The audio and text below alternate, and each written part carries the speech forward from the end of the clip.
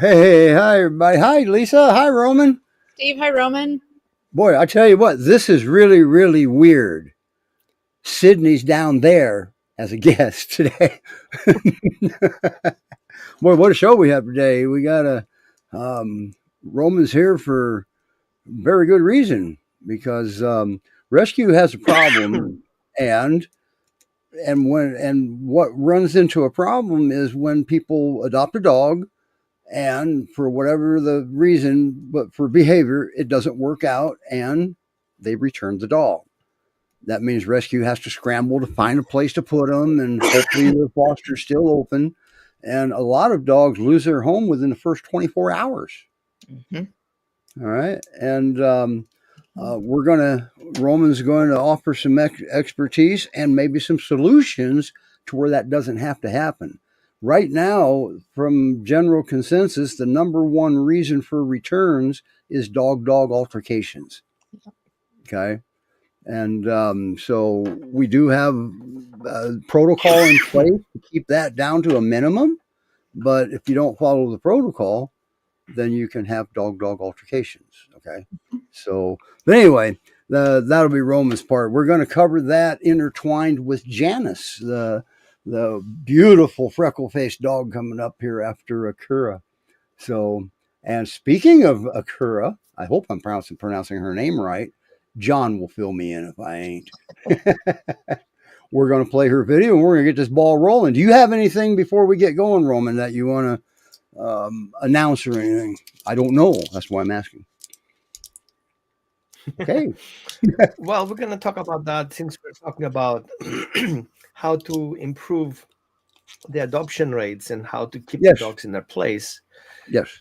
And I do have a online course. Yeah, online course, like free schedule. You can go through on your own pace. Yeah. For people who adopt dogs or people who are fosters, to go through the process and be prepared instead of being reactive, being proactive, and successfully adopt the dogs out without returns or minimum returns. Right. And Steve, you have experience with that program. Mm-hmm.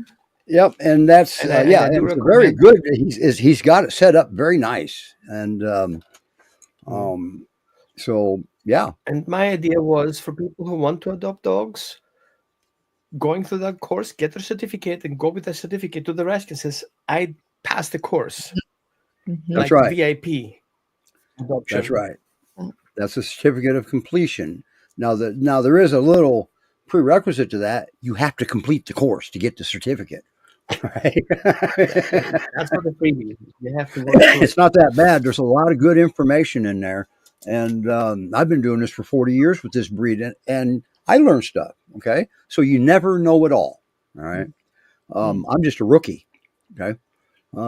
With the dogs. We are forever rookies. Yeah. So, wow. And that is a good course. And, we should put a link in the comments. I'm Roman. Mm-hmm. Okay. Yep. So anyway, let's get going here. And by the way, speaking of returns, it's really hard on a rescue when an adopter returns a dog, but when a foster returns a dog, that's even harder. Mm-hmm. That foster could have been the only open spot for that dog at that time. Mm-hmm. So it's Roman mentioned that the fosters can take this course too, and I think it's very healthy. Mm-hmm. Yeah. So. All right, let's play Akura's video. Unless you have something, to add, Lisa? Nope, we're ready to go. All right, here we go.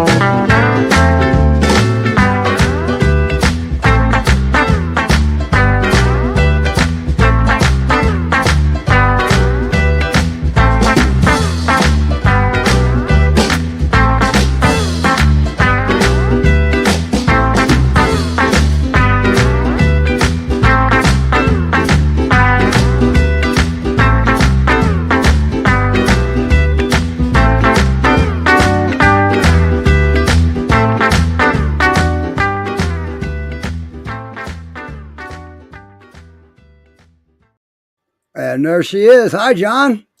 Hey, Wow, what Right. did I just do here? I don't know what the hell I'm doing, do I? Okay, let's not do it this way. We'll do it this way. We don't have a producer today, and this has something to do with StreamYard adding scenes. Even though I'm not using them, it's changing things all around. I don't know what's going on here. you're doing So great. anyway, we can still see. Hi, John. Hey, how you doing? Good. And I'll tell you what, she looks like a fun dog. She is, and she fits the profile of what you're talking about earlier. She's actually was adopted and returned. Oh, She had some behavior issues when she came back to GPRS. She was adopted as a puppy. She was adopted successfully for several years. They had a cat, and so apparently she went after the cat after knowing the cat for a couple of years. And then on a walk, she went after another dog. So they both worked, lived in a condo, didn't have a backyard. So she depended on, her walks for her exercise, and she does love them. But so she came back June of last year. No, July of last year. She came back, I guess. okay. She's been back for a while, and yeah, I have a Yorkie here, so she has displayed aggressive behavior towards him in the beginning. There's always been a gap between her and everybody else. The big dog she can go out in the yard with, but she's always been segregated. And for the last 3 months, she's had run of the house. She just had to get to know him. I think she was afraid of him. But here's her profile. She's very unique. She normally is a three-legged piece. That thing with the telephone pole, if you had the sound on it, she taps it a couple times with her paw and then hikes a leg and hits it. So all my other dogs here are males. So when we go for a walk, wherever they're marking shrubs and stuff, she's behind them and she's doing the same thing. She's spoiled. I don't think the owners ever told her no. So she's you can see now she's an awesome house pet, and no food aggressions. She just has that weird marking behavior, and I would say she pees on 3 legs more than she does 4. So Yeah, she's a female, but I saw her in the video raise her leg. Yeah. almost always doing that. And if she sees one of my boys go somewhere in the yard, she runs right over. She tops it. She's like, nope, so Monkey see, monkey do. kind of. And she's she's been spayed for a long time. She's not like some spring chicken. She's about 4 years old. Very active. Likes to. It was very hot last summer here. I'm in Spring, Texas. So she stayed outside almost every day for 7-8 hours. There's shade, but it was 90, 95 degrees. So she seemed to like the hot weather more than the cold weather, but she doesn't mind rain. She's very confident in a way. When strangers come over, she goes up and greets people, but I would never take her to a dog park. I walk very early in the morning where there's not a lot of foot traffic. So, she's been a little bit sheltered being fostered here. With some of the video clips that you sent with your dog, she looks like she still has some puppy left in her. She initiates play all day long. If I hear running in the house, I know who it is. And my dogs are older. They're 7, 8, 9 years old. And their fuse is like 2 minutes and they're done. So she goes to someone else and she has this little habit. You don't want to play? I'm going to bite you on the hocks in the back of your leg and try to get you to play. So she's kind of a little, she's a crap starter in a way, but it's all playing and bounce. She plays with the Yorkie now very gently. They just spin around and for each other like that's so impressive. And you can hear the boys outside howling. Yeah. How long did it take her to get comfortable with your boys and to where you could leave it With in the the big same- boys, within 2 weeks, she was good with them. With the Yorkie, it was a long time.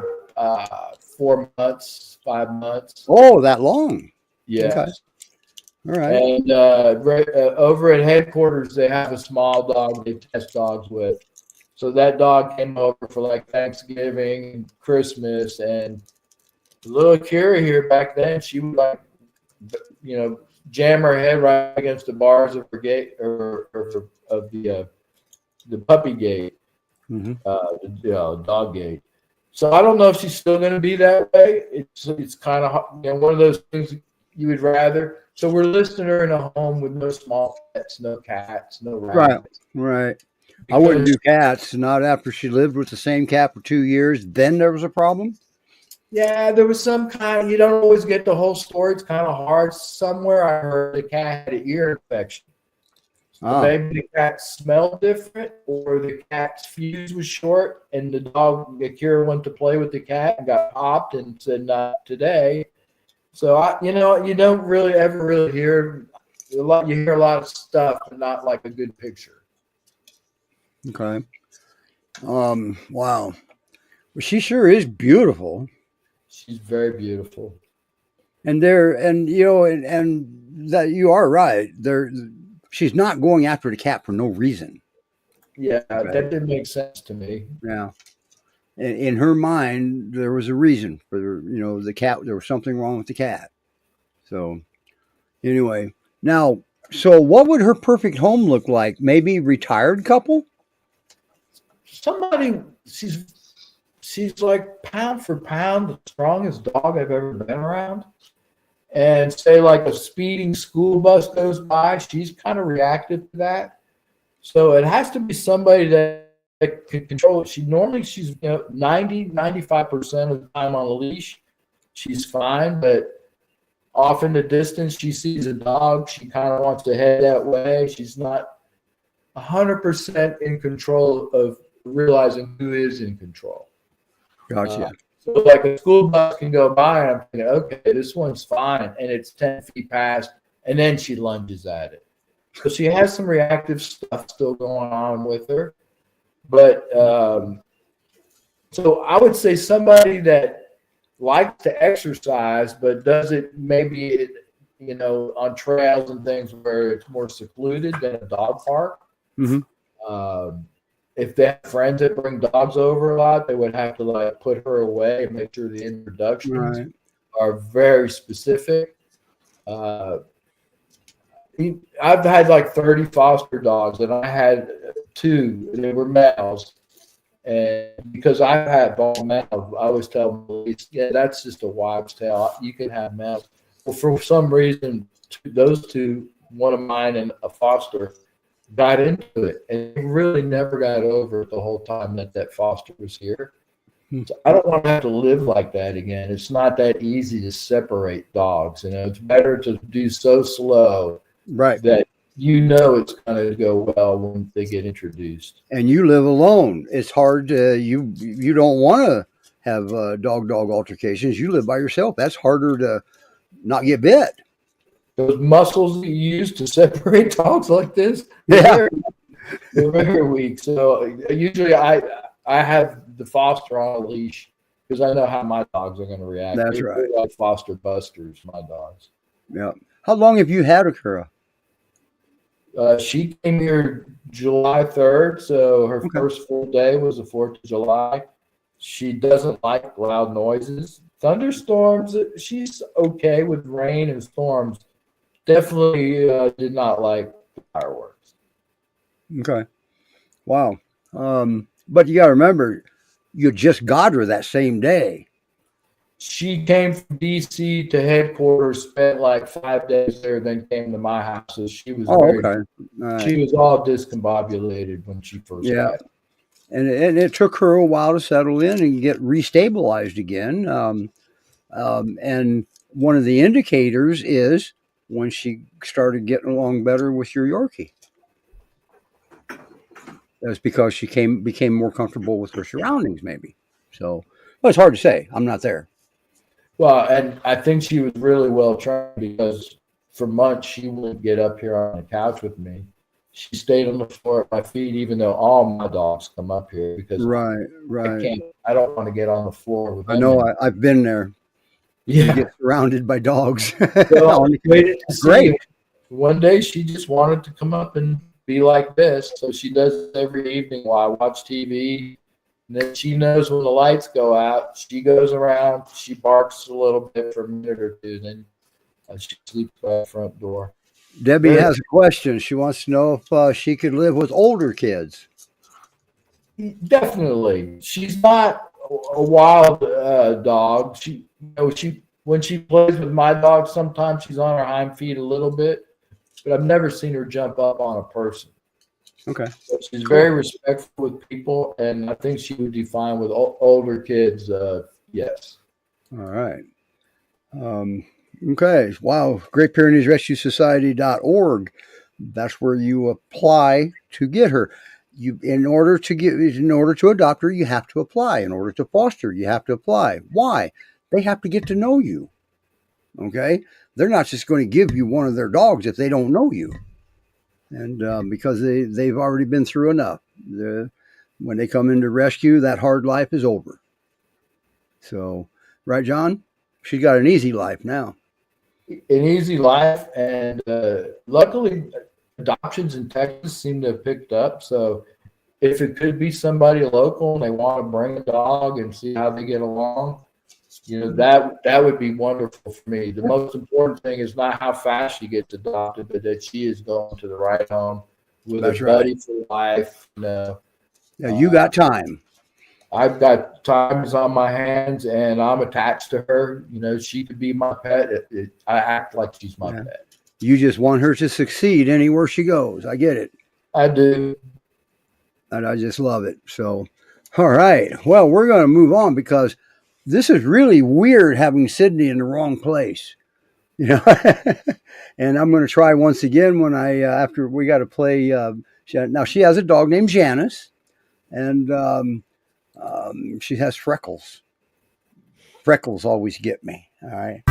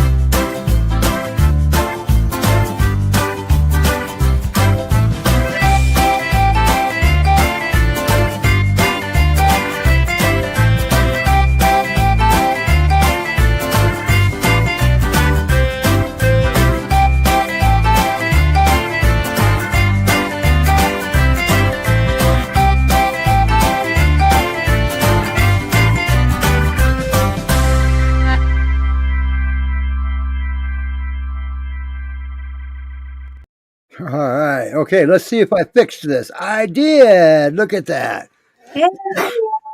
Wow, that was weird having you down there while the show's going on. Hi, Sydney. I got to be an observer. Yeah, and you got little Miss Freckleface, little Miss Janice. What is it you call her? So her previous owners named her Phoebe, and she does know that name and seems to come to that pretty well. So when I'm talking to her, that's what I call her. Wow. Okay. Cool. I'm going to let Lisa take over on this because she was returned, and that's why you have her, right? Yes, and I'm just a short-term foster for her while her regular foster is away. So I just get the privilege of having her, and I thought it would be good to take advantage of having her on the show. Okay. Before we do that, I want everybody to be able to see her because I couldn't make her big when John was talking because, well, there was something going on and I fixed it. But there's Akura. Okay. She's beautiful. So, and she's got the personality to go with it as long as you don't have a cat. Don't have a pet squirrel either. That's usually a bad idea too. But anyway. All right. Back to you, Sydney. Sorry. Yeah, and it sounds like the Akira and Janice have some similarities. Yeah. So why was she returned to the rescue, or do you want to talk about her first? Yeah, Lisa, do you have any questions for me first? I was going to, Sydney, having her for this short time, what would you say if you could, her ideal fit for her family? And you know her history a little bit. So what would you think would check the boxes for her for a good family? Yeah, I think for kind of the ultimate family is that there are not any children who live in the home. They could come visit if they have, if the kids know respectful manners around dogs. That there would be no cats at all. And that she have a person or persons who probably didn't work more than half time away from home. And it would probably be the easiest transition if she went to a home where they don't have any other pets, where they don't have any other dogs. She has lived with another dog a couple times before, but she has been returned twice for dog-to-dog aggression, essentially, is the reasons that were given in a nutshell. And so, but she is so sweet. She's very friendly with people. We've had lots of really good interactions when on a walk. So that's why I say if kids came over and visited, I think she would be okay. As long as they know what appropriate boundaries are with a dog. Or maybe if they had older teenagers who are dog savvy, it might be okay. We are really at this point, because she's been returned twice, we're definitely going to err on the side of caution big time, because she is a lovely little girl and we want her to be successful in her next home and be there forever. I generally go away from the house about 4 to 5 hours a day, and she goes in the crate for that. And so she is crate trained. She will grumble about it in the beginning. But she knows that when I leave, she gets 2 really good treats when she goes in there. So she actually does not grumble anymore when I leave during the day when she goes in her crate. And she is trustworthy in the house. During the night, she goes in the kennel with me only at nighttime when I go to bed, because I have another dog, and because that dog is a very senior dog who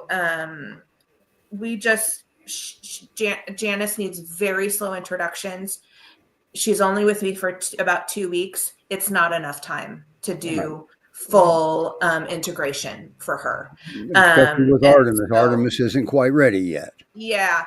Well, Artemis is probably ready. Janice is probably not. Okay. They are having positive sniffing between the gates now. We're at about day 10. But that's because we've done it slow, and I'm not taking anything for granted. Because what I see from her in that kind of dog to dog aggression is I'm seeing a puppy who didn't get enough appropriate socialization. And so she doesn't know what's happening all the time with other dogs. She doesn't know how to react to them, because some she's fine with and some she will leap toward them and what I say grumble. She'll growl and grumble because she's just like, she's kind of defensive. But so Debbie's asking, does Janice have leash reactivity when she sees other dogs while walking? Sometimes yes, sometimes no. I think probably 75% of the time when I've taken her on a walk and we see another dog, she's not reactive. I think that, the few times that she has, that other dog I've noticed has like leapt at the end of the leash first, and she sees that behavior. So she does the same thing, and then she growls. And so it definitely is a like for like kind of thing. She behaves, she mirrors that behavior that she sees from those other dogs. But I will say yesterday we had a funny thing happen that surprised me. We were on a walk. There's a little park that we go through. And there was a couple preteens with 2 pugs, and one of the pugs slipped their leash and ran at us. Oh. And Janice has a handle on the top of her harness. And so I did have a hold of her leash, and then I took a hold of the handle, and this pug just wanted to sniff her. Did not have a bad attitude, just wanted to sniff her, escaped. And so she was just trying to go sniff and sniff. And actually Janice she was not reactive. I mean, her tail was up, but she was not upset about the situation, and it wasn't the teen's fault. I mean, accidents happen, and I understand that. And he was able to scoop her up, and he apologized. But I said, you need to come get her quickly because she's not always okay with other dogs. It's amazing how they can determine if they feel threatened or not. Yeah. Okay. And the other thing too is I was very calm. And we need to remember that we are also a part of the equation. Mm-hmm. And so, that's something that she would thrive in, Lisa, is if she had somebody who was calm and steady as her doggy mom or dad or both. Mm-hmm. That's where she's going to be the most successful, is someone that is calm and steady and is going to communicate that and transmit that to her. She'll become more confident and relaxed and be able to handle things better and better as time goes on. Right. Mm-hmm. So this is actually pretty cool. You had an off-leash dog. If a pug's still a dog. Is a pug a dog? I like pugs. I think they're hilarious. They're not typically a dog that will come attack somebody. Okay. No, not typically, but they're still a dog. Like a Chihuahua that has a bad attitude usually. All right. Because you got to remember, when you're walking your dog and your dog starts reacting, it's not always your dog's fault. Yeah. Because signals come from the other dogs too. Now, they could get confused possibly because they don't know each other, but it's not always on your other dog. But she had an off-leash dog approach her at more than a walking rate, and she was okay. Yep. Mm-hmm. I think you're absolutely right about that. I think your steady emotion had a lot to do with that too, because when your emotion changes, the Great Pyrenees picks up on that. Mm-hmm. All right. Roman will go into that sometimes here in a little bit too, probably because he's got some really cool stuff staged down there. So that's pretty impressive. I love her, Freckles. And she's so soft. She has those big fluffy pantaloons in the back and a big puffy tail. So it's super cute when she walks, and her big fluffy butt. Yes. And so she's fine with being brushed. I brushed her. She was starting to get what I like to call butt threads. And so I had to brush her and quite a bit back there. And she did get tired of that. But she just kind of like turned and wanted to walk away. She didn't get fussy about it or anything. With all the stuff, like probably you need to be an only dog, older kids stuff, she is learning a new talent, isn't she? She's learning how to garden. Yes. Yes, she is. And she's doing well too, isn't she, Sydney? Yes, she's an excellent study. There you go. So, see, with those restrictions, the more restrictions they have to put on a dog, the harder it is to find them a home. And then you got to pry these dogs out of rescues cold dead hands anyway, which is the way it should be. All right. Yeah. We're not going to put them into any situation similar to where they came from. That's just not going to happen. Mhm. And so then they move mountains to stop doing to not do that. And, Yep. So, but she's got freckles and she's learning gardening. Right there is a win-win. She's very smart. She also knows how to shake on command. She's good about She knows sitting. how to eat whatever that is very gently. Yeah. And if you ask her to sit before you put her food bowl down, she will. She gets really jazzed for walks. But if you ask her to sit, she will. She is definitely a mix because she does not have double does, and then she And she has freckles. That's a dead giveaway. and she has freckles. But she also makes this funny noise when she gets excited. Can She you makes, reproduce it? I wonder if she's part spaniel or something. Because she's like "Arr, arr, arr," when she gets excited for a walk. Okay. And she will Do that grumble. again. Do it for you, so I just have to try to mimic it. But All right. yeah, I mean, she is, she's not destructive in the house at all. She's not the kind of dog that would run away. She hasn't been digging at all. She's the kind of dog who would actually probably jump a fence to get to you instead of the opposite. Right. So she really wants to be close to her person. But I have an office upstairs at my house. And so when I'm rotating the dogs around, she gets to come upstairs with me. And so she actually goes to one of the photos in the video is the guest room. And so I work in one room and she knows that I'm there and she has free access to me and that's all she wants. So then she hops up on the guest bed and takes a nap.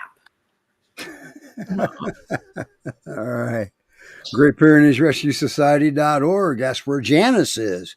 Yes. And isn't she gorgeous? Yes. Some of you maybe remember a dog we had on a year ago, maybe two. His name was Fred. Mhm. And Fred had freckles. Mhm. I wonder if they're related. So now Roman's been sitting there listening to this, and he may have some things to say about it, like for when you meet another dog. Okay, but I took a little bitty poll with the different rescues that support the show and asked them what their top reason of returns were. And they said not getting along with a resident dog. Mhm. That was what they said. And I think GPRS is very similar in that too. GPRS has probably got one of the lower return rates of any of the rescues. And they do have a low return rate. So, but you got to really pry these dogs out of their cold dead hands hard. Okay. So that could be part of the reason why that, and they've got some very good screeners. Very good screeners. So I think Lisa and Sydney are both screeners too. So I just complimented them. Didn't even mean to. So Roman, what would you say to that with somebody that has a brand new rescue dog, say they've been there 2 weeks and just can't get them to get along with their resident dog, and now they're tired of it? That's tough. I get it. It's tough. Right. My question would be, how did the dog end up in that house? And the person having that idea that it will be working just fine in 2 weeks. Right. We have to take in consideration that moving a dog from one place to another, a dog goes through a relocation stress. Picture your grandmother being removed from her home that she lived forever, now living in a new community, and she has to get along with everyone, including the staff, just like that. It's not going to work. There is grief happening, losing their own personal space. losing their friends, their family, or their whatever perceive their previous owners, that can cause stress, it can cause aggression, it can cause depression, A lot and of it can cause triggers stacked reactivity. up there. Yeah, that the dog cannot handle all these things, and especially guardian dogs who have a bred-in predisposition to not handle stress well, Mhm. it's going to hit the fan. And then you they, have they all these, rely heavily on stability and they're destabilized. right, and that's common. Now, what I see very common, because I used to do that, introducing dogs to other dogs. We have expectations of the rescue who comes to our house. We expect the rescue and the foster to do this perfect job, this imaginary perfect used car that is better than a new one, sort of, Mhm. and then don't take in consideration their own dogs. Right. Now, their dog may be fine in social places. My wife is fine if I meet people outside, but if I bring those people in the house, the story changes. So taking consideration that a dog will eventually be friendly in a neutral space, suddenly they have to tolerate that dog in his own personal space, sharing his family and his food and his bed and his room. It's a lot to take in if those dogs are properly socialized, and especially if their resident dog has a different agenda than the new dog who comes in. It starts with speaking the same language. Now, of course, we pay attention to the new dog and we cuddle the dog and we want to give all this love to the dog. And the other dog looks on the other side like, wait a minute, he hasn't done anything yet. Where is this coming from? Do we have a relationship problem that I don't be aware of? And so that relationship shift and that attachment disconnect can cause reactivity, not only towards the dog, but also to the people. And this is where the critical mass comes in. And so people have to be aware of all these factors that have to happen. And the most important part, especially for a rescue or a foster who transmit that information, is be careful. People are not coming here to listen to you. They're coming to pick up the dog. So we have to move that information to an earlier point where people are still aware and willing to listen because they want the dog and you have the information. So it has to have a match.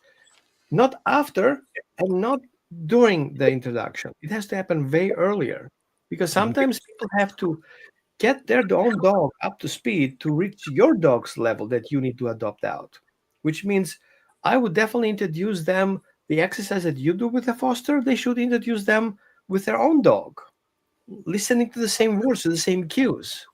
People have the expectation that they say the dog's name and the dog has to figure out what they want, like a remote control that has one button for all the channels and all the sound, That'd be nice.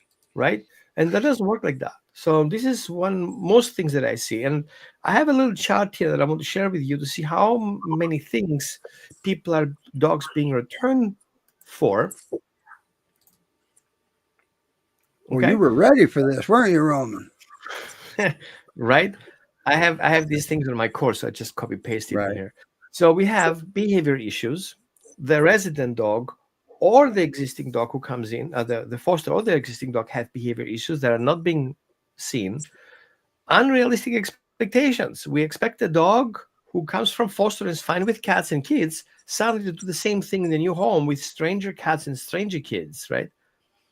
And then we have incompatibility with pets and family.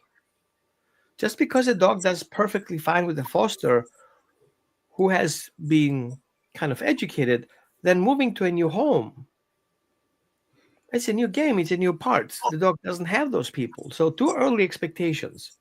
And then financial restraints. People think, oh, no problem, the dog, they don't calculate the dog may eventually needs training. Who's going to pay for training? Who's going to pay for the extra food? They expect the foster would give them 50 bags of food or something like that, and then they end up having half the bag in a week from now, and then all of a sudden they can get stressed about it. Then we have life changes that can cause that. We pull in a dog, and suddenly their son doesn't like it, or the neighbor gets a new dog, and the situation's happening around that house where the dog moves in that is not in alignment with what the dog can handle, right? And then, of course, we have medical situations that can happen because often we see that. Well, I get rid of that first. There you go. That we think that the rescue will do all this medical information data, MRIs and breed genetics tests and everything. The rescue doesn't have this ability. And then once the dog comes to the adopter's home, and then we have more time to check in on things, then we find out, oh, the rescue didn't tell me that, which is not true. They didn't know. What should they look for? Yeah, rescues are very transparent. Right? And so the rescue will say whatever they have, but not whatever they can guess. But if you go to a vet and the vet wants to make money out of it, he's going to scan everything possible just to make more money out of it. And he's going to find something, right? Plus, we have to take in consideration that dogs who move from one place to another can get stressed, can get a diarrhea, can get infection during the transportation. That happens in between. It's not the rescue's fault, but somebody has to pay for it. So these things come on top. But mostly I see people are unprepared. They check on Facebook. Oh, I'm getting a dog. What should I pay attention for? When do you get the dog? Tomorrow. Wow. So we need, and I appreciate, because GPRS had that preparation and send those information ahead of time so people can be prepared. Yes. And kind of get things in. You need about 2 to 3 weeks to settle things in. Plus, you have to make appointments with the vet. So when the dog comes in, making sure you have an appointment lined up. Yeah. So what about a solution? That's a lot going on there that you just said. Now, some stuff is, sometimes it just doesn't work. No blame, no muss, no fuss. But there are many times that the dog doesn't have to be returned. One of the biggest things I see is the adopter waits too long to reach out. Right. So one thing that I see very often is the management. Mm-hmm. We make the assumption that a dog in a short period of time will be able to be matched. So what they do, they let the guards down. He was fine in the yard. He was fine the first day in the house. The dog tries to orient himself. He has no clue what's going to happen. So he's kind of like watching and observing. And once he recognizes how the system works, he says, yeah, that's not good. I don't like that. And then day 3, all of a sudden, we have these issues coming up. But people, again, they try to excuse things. Oh, yeah, they find all these excuses why it happened, why it's not, which are true eventually, but they don't see that something has to change. Just because they know what's happening doesn't mean they know how to address it. Usually, we blame the rescue dogs because we favorite our personal dog. That's the new dog, yeah. And no matter what happened, if a scuffle happens, the first one to blame is the adopted dog. Not recognizing that the reason why the adopted dog reacts is because their existing dog is challenging that dog. Taking but offense. We don't see the yeah. Yep. Which means the moment I see a scuffle happening, the first thing I have to do is pull the emergency brake, keep everybody apart, set up my prepared baby gates, disconnect those 2 dogs, and figure out what happened. And figure out which dog you have to work with. Right. And I can understand that that person doesn't have that experience to make that themselves. That's why you need a professional to step in and help you out. What we will do, for example, I say we because I know what you do, Steve, and the first thing we do is we do a behavior assessment, which is about an hour long, gather all the information that we have. Think the profiler on those police movies, FBI movies, where we have to find out where he's going to hit the next time and be there before the person is. We're going to create that profile of that dog. Yeah, that's right. Because about 3 pages long. During that assessment, me or Roman's actually better at it. He's going to know that dog's next move in any given situation by the time he's done with his assessment. I'm not a psychic, but there is most likely a pattern to it. And we're going to find the pattern and we're going to address the pattern without exposing the dog. We don't want the dog to fail. We don't trial anything. We want to make sure that once we understand what it is, we start preparing the dog to become comfortable with that. And 99% of the time is lack of secure attachment. The dog doesn't connect, doesn't trust people, doesn't trust the home. He's not settled in yet. Everything is scary. Therefore, he's reacting out of fear. And in order to stop the fear, we have to stop the influx of problems that a dog is scared about. Which means, no, we're not having the neighbors coming in and checking out the dog. No, we're not going to meet the dog to the neighbors. No, we're going to meet the cats and the kids and the other dogs and the family members. The dog has to settle in. And sometimes you use the term decompression. I would say delete that word. It conveys the wrong message. Nothing to decompress. It's not something that is on a timer or on a pressure valve. It is a somatic experience. The dog has to go through a somatic experience, just like you being abducted by aliens. How long will it take you to feel comfortable with them? A day or 2, 3, you don't know. It depends on all these little tiny factors. How they feed you, how they care for you, how they give you space, how they protect you, how do you communicate with at least one. If that doesn't happen, success is not going to happen either. The dog So is the timer, and the dog's the dictionary too. Right. So once the dog figure out that there's no support, no help, he's going to take things on his own hands, and he can do it. And he's going to do it. And then we have a problem. But the most critical part is, if we fail the dog in that adoption phase, that trauma goes on top of his existing trauma, which means the next adopter will have all these packages in place unless the foster and the rescue does magic and fixes the issue that happened so far. Fixing with a term kind of like, somebody has to work on it, right? Turn the wrench. Which is a setback. So I would say, even having a trainer aligned and prepare for those introductions would be good, especially if that behavior consultant or trainer understands the breed and doesn't use any aversion. See, John was running into just that with Akura. Okay, Akura got returned, and that's an event that Akura is not going to forget. Dogs don't forget. So, but he's done a great job. So, in the same way with Janice, she's been returned how many times, Sydney? 3? 2. 2 times. So she doesn't forget. Yeah. The first time she had been adopted as a puppy, and they had her for 2 years. Wow. Yeah. And the next adopters had her for around 2 years. So it's really, and you always remember, if you start having problems and you going, oh crap, what's going on? Reach out to the rescue. They have resources. Yeah. Okay. Be surprised the kind of resources the rescue has that can help you. Okay. You got to remember, you adopted a dog. This is your dog. All right. Okay, Roman, sorry. Go on. Oh, I did that person by accident. Oopsies. Well, since we are here. Well, since it's up there. I didn't want to shut you off like that. No. I sometimes I never mind. Go ahead.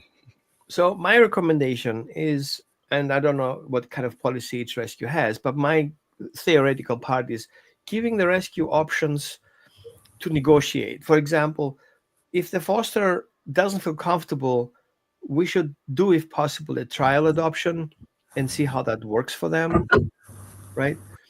We should have a post-adoption support, which means after the dog is being adopted, there should be continuous communication, not being ashamed of it, right? I think education is very important. Be prepared for that particular dog. Working on a behavior profile and the matchmaking is important. Can this family reliably understand the word trauma? Right? If we don't understand trauma, we will not be able to have a dog who has experienced trauma to overcome trauma in that family if they don't know how to handle that. Right? And so the improvement and matchmaking is important, making sure everything, the dogs, the people, the kids, the family members are in alignment with what the dog's needs are. And I know many times we would just want to get the dog off our charts because he deserves to be adopted out, but sometimes, usually not our rescue, but most of the times people who listen here, we have to make sure the rescue is not pushing the agenda on that part. Mm-hmm. Better losing one adopter than losing the dog. That's right. And then sometimes there's a financial assistance necessary on both sides, the rescue that wants to support or the adopter. Sometimes we have to communicate a health issue or something happens suddenly and we cannot afford it. Reach out to rescue. Say, hey guys, I have no food for my dogs. I don't know what to do. Med bills or food, Yeah. right? And then And I community bet awareness. you, and if you reach out to the rescue, say, I just had a situation here and I just need a little bit of food, I'd almost be willing to bet you money you're going to get a bag of food. And sometimes reaching out to the community, not the Facebook community, but the group community, where there's a safe place where people know the dog, where the people know each other and they're supportive for each other. They have somebody that had to foster that dog, and that is a safe community. If you go down You're to right. Facebook or social GPRS media has and says my their dog yeah. has a problem, you're gonna get a list of stupid ideas of what you do with your dogs, and definitely that would not be working out. Right. And GPRS has their alumni group, which is a very good group, and a lot of good information, a lot of good things happen in there. So, pretty cool. Wow. Now, Lisa, do you have any more questions for us? I no, and I was actually on John and you, Sydney, from what you've heard from Roman. Thoughts or questions? oh, I got to unmute John in case he does have a question. Sorry, John, I had you muted for a second. That's okay. My dogs were acting up. Yeah, well, that's why I muted you. I didn't want my dog to start barking. I've had dogs since like I was in 3rd grade, and you think you know a lot about dogs, and then you realize just owning a dog, you just kind of scratch the surface. And what I'm kind of really surprised about is how many things dogs are afraid of. So it's for us in the rescue community, using the word trauma to most lay people, that's a very harsh word. Yeah. And I think it turns people off that might be interested in the dog. So we use the word fear and stress a lot, but not so much trauma. But I know what you're talking about, because if my family, when I was a kid, left me at a gas station, I would experience trauma. That's a traumatic event. Right. But dogs seem to get over it a lot better than people. I mean, that would probably cause years and years of therapy for me. And a dog may get over it with the next family they're living with. So, Or maybe they just mask it better than us. and that could be true too. So I've taken a lot of dogs. I help get them to the vet and stuff. And I was always like, well, if I don't get him in the car quick, I'm not going to get him in at all. And then I later learned, no, that's not the right thing. Let them get over their fear. Let them stand at that doorway, yawn, lick their lips, swallow, whatever they need to do. And maybe they'll get in, So there's so much you can learn just by fostering, and it helps you become a better pet owner because you understand dogs better. And that's very important too, what John just said. He's had dogs since he was 3 years old. I've heard a lot of people that clients. The first thing I hear is, man, he says, I thought I was good at this. Right. And it turns out that, well, we're still learning. When you stop learning, that's when you got to stop owning a dog. Mm-hmm. There's so many good dogs out there that you can be really lucky your entire life. But now when you get into rescue, you're going to be face to face with dogs that have issues. And, Right. Now what do I do? Because Yeah. we have to learn. And right now, rescues have got a lot of dogs that makes you wonder who didn't want this dog. Oh, yeah. They're good dogs. Very good. Yeah. But you see, there's also other reasons they surrender. I forget who it is, which rescue it is. They got some people going into a nursing home. Okay. They can't take their dog. Okay. Death in the family, whatever. See, these are the reasons rescue needs to be here. But if you just get frustrated with your dog and just throw your arms up in the air and give up, that's what's very, very hard on the rescues. And it may not be necessary. Okay. You didn't adopt the dog to not love that dog. So we're here to help. The rescues are here to help. Roman's here to help. Mm-hmm. And so never be afraid. Nobody's expected to know it all. Yeah, God and only knows. what I would also say is, the relationship with your dog is a relationship like anything. It takes work. You have to learn the other person's or the other, sentient beings' way of communicating with you. You have to have shared experiences together. You know, you have to make the effort to bond and you know, to do all those things and to problem solve. So, you know, you just approach your relationship with your dog with the same kind of things that you do when you're creating and maintaining relationships with the people in your life that you love. You know, I think just because this is a different animal than a human being doesn't mean you shouldn't use all of those kinds of avenues, you know, to have a healthy relationship. Right. Always remember, dogs typically don't get a say in anything either. So we want to keep things positive and good for the dog, because how do you know when they say, no, wait a minute, don't do that, don't do that, don't bring that dog over here, don't bring that, and you bring the dog over because we missed his signals. So they give out good signals communication, especially the Great Pyrenees. They're masters at communication. They're also masters at intimidation too. So I want to add something. We think guardian dogs are tough dogs. They are. But as John said nicely, and I hope everybody heard it, they are very scared dogs. yes, they are. Yeah. The reason why we defend our property is because we are scared somebody's going to take it. The reason why we lock the car is because we're scared someone's going to get it. Mm-hmm. The reason why we get sometimes married is because we are concerned that somebody's going to interfere in our relationship. Guardian dogs are bred over the thousands of years because they are sensitive and vulnerable and easily scared about things. And they are bred also to deal with it. Right. So you have a scared dog who doesn't hold back to deal with it, to make the problem. That makes a good guardian dog. Yeah. And that's why it's so important, especially guardian dogs, to be socialized so they're not scared about not scary things. Like the UPS guy, like the vacuum cleaner, like the cat. People think cats are just little vulnerable animals, but in reality, from a dog's perspective, they are predators. The way they approach things, the message they're sending, is confusing to the dogs. Yeah. And kids, they're loose cannons. That's scary. That's so scary that actually we keep the kids on our hands and we don't let them run around like crazy. We are scared. What the dog should do with it.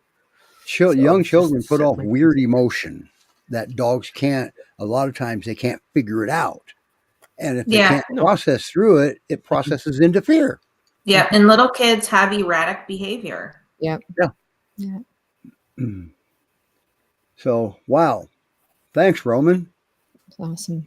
What a heck of a show. And I think I would like to touch on this a little bit each week as we come up with different reasons for return. But that the dog problems are for the best we can tell, one of the top reasons that dogs get returned.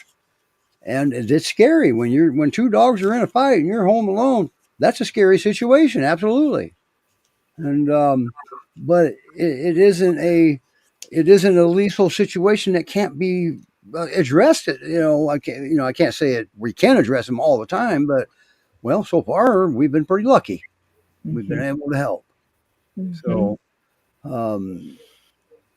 and thank you, Debbie, for watching the show. But I always love it when Roman comes on. He's got the best information. And if anybody, when Roman talks, if you don't learn something, that means you need to stay awake. Okay? Because I always get an aha whenever Roman talks. So I love it. Roman, thank you for coming on the show and helping out. Your expertise is valuable. So, and anyway. I need to let you guys go because I have an appointment, right?